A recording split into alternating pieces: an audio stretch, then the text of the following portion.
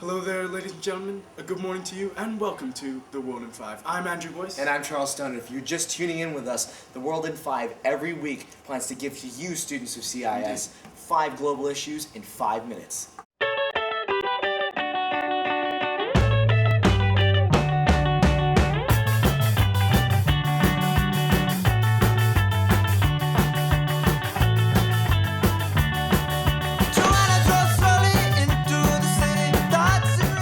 Gentlemen, this is Charles Stone reporting for The World in 5. Last week, NFL player Demarcus Ware we did it last week, so it is recent. By virtue of that, he signed a 5-year, $94 million contract with the Dallas Cowboys. Ladies and gentlemen, that's $94 million.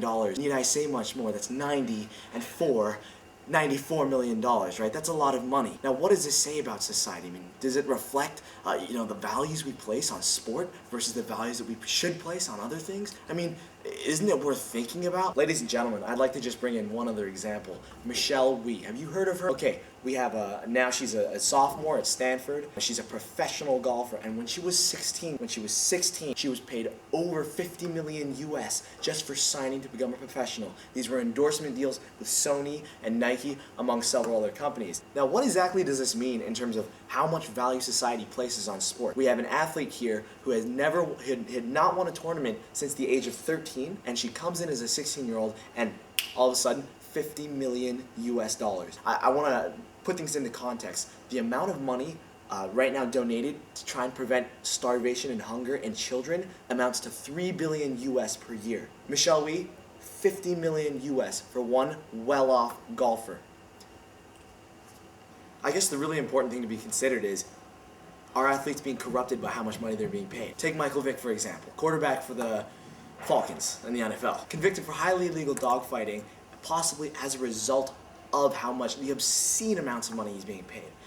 The question we really should be asking is, should society put a limit or a cap on how much athletes should be paid per year? Economists theorize that this would violate the principles of supply and demand. Do you know? I mean, I don't know. I just work here, yeah? Okay, think about it. Recently, North and South Korea engaged in a naval confrontation when a patrol boat from the North strayed into waters claimed by the South. Whilst there were no casualties and damages to the two boats were limited, one can only wonder what the ramifications for the already strained relationship between the North and the South will be. So you may ask me, why should you care? Well, I'm gonna tell you, the prospect of a second Korean War is scary, and it should scare you. And I'm not even gonna start talking about the unstable, hermit, and possibly nuclear state run by Kim Jong-il. So what can be done about the situation? Can Barack Obama and other world leaders get their act together in time? Think about it.